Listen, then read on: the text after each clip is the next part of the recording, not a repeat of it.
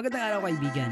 Welcome ulit sa ating channel RS Tutorials where you can find tips and ideas about recording setup, song covers, unboxing, and some DIY videos. You know what? I am very much excited sa topic natin today kasi very practical siya para sa mga gumagamit ng audio interface katulad nito. Lalo na sa mga podcasters, musicians, and content creators na nagsisimula pa lamang. So, what I mean is we'll be talking about the rec button na meron siyang mic and mic plus PC function sa ating audio interface kagaya nito.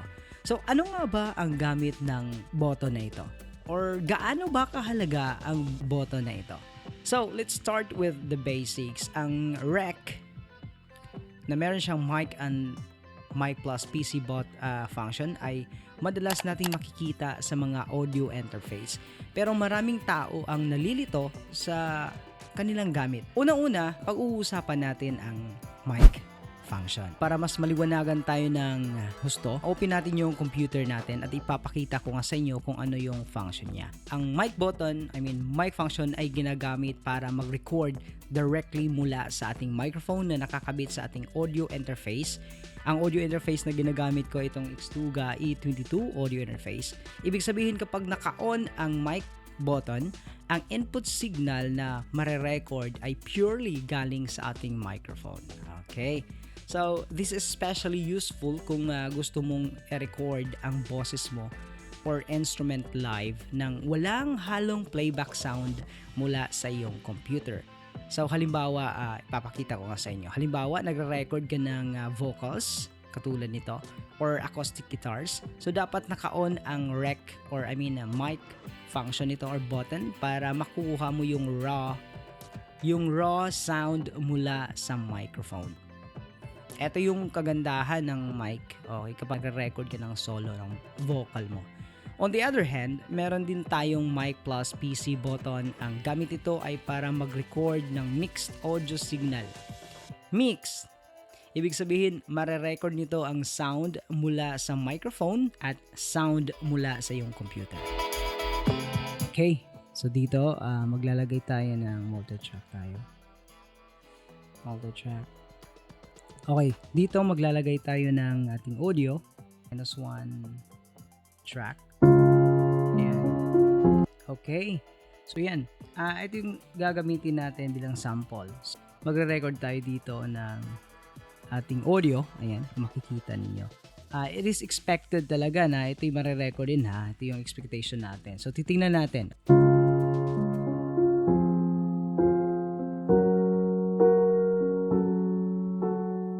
Okay, yan. Oh. Ayan, kung makikita nyo guys, ayan, meron ng ano. Mute muna natin tong isa. Ayan, mute natin yan. Oh, see? Okay, ayan. Useful ito kung gusto mong mag-overlay ng live recording sa isang existing track. Kung gusto mong mag-record habang may background music na nagpe-play sa iyong PC or computer. So for example, if you're a podcaster na may guest via a video call sa computer mo, pwede mong gamitin ang mic plus PC button para marinig at ma-record mo both ang boses mo at ang boses ng iyong guest na tumatawag, di ba? In this way, meron kang complete audio recording ng buong conversation. Hindi lamang sa boses mula rito, kundi may re-record mo din ang boses from the caller. Ang ganda, di ba? So another scenario naman for musicians, kung gusto mong mag-record ng live guitar performance habang may backing track na nagpi-play sa DAW mo, gamit ang mic plus PC button, mare-record mo ang performance mo kasama ng backing track. Kaya hindi mo na kailangang mag-layer ng audio files separately. Usually, ito yung ginagamit natin kapag naka-multi-track recording tayo. But using this button, mic plus PC, hindi na kailangan yun. So, aside from that, kaibigan, pwede ka rin mag-play from the computer, kahit anong player na ginagamit mo while recording. So, mare-record din siya. Ang ganda. Anyway, papakita ko nga sa inyo. Ito yung mangyayari. Ito, ipi-play natin. So, ibang player to guys from the computer. So, titingnan natin kung i-record din ba ito sa ating audio interface. So play natin to habang tayo nagsasalita. Ayan. Ayan. So open natin balik. Ayan, tingnan nyo guys. Tingnan nyo dito sa levels. Ayan. So kahit hindi tayo magsasalita, papasok yung audio niya. Diba? Okay. Play natin. I-record natin yung boses natin dito and minimize natin yan. Eto, ipi-play natin. So ibang play. Ayan. See? Ayan. So open natin balik. Ayan, tingnan nyo guys. Tingnan nyo dito sa levels. Ayan.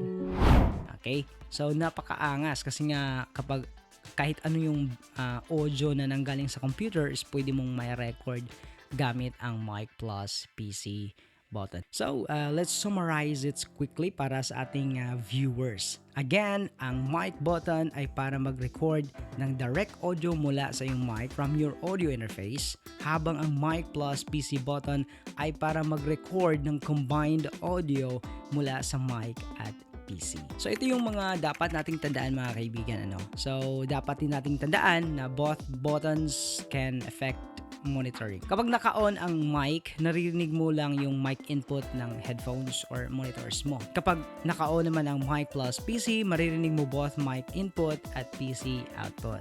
So very handy para sa live sessions or recordings na may background music. Isa pang tips kaibigan, make sure na maayos ang level settings ng iyong microphone at PC inputs para hindi mag-overlap, mag-clash ang sounds, di ba? So, kailangan lang natin ang proper balancing kasi ito yung key para sa high quality recording. So, kapag kasi medyo mataas yung sa PC na audio, matatabunan yung audio mo from the microphone. O di kaya kapag malakas yung microphone mo, matatabunan din yung audio from the PC. So, another thing to consider is the type of audio interface na gamit natin, di ba? So, iba't iba ang mga models at features, kaya always check the user manual for specific instructions and tips. Napakahalaga yon. How to use this button effectively. So, kailangan basahin ang manual. Usually sa atin kapag naka-unbox tayo, hindi na kailangan natin yung manual as long as okay yung audio interface or gamit natin. Don't be afraid to experiment. Try using both buttons in different recording scenarios para makita mo kung ano ang pinakamagandang setup para sa needs mo. So, practice makes perfect. Diba? Sabi nga nila. To all our viewers, I hope na marami kayong natutunan sa episode na ito. If you have more questions or topics na gusto nyong pag-usapan natin, feel free to reach out. So if you think this video can help you a lot, please like and click the bell button for more upcoming videos. This is Ariel. Happy recording, everyone.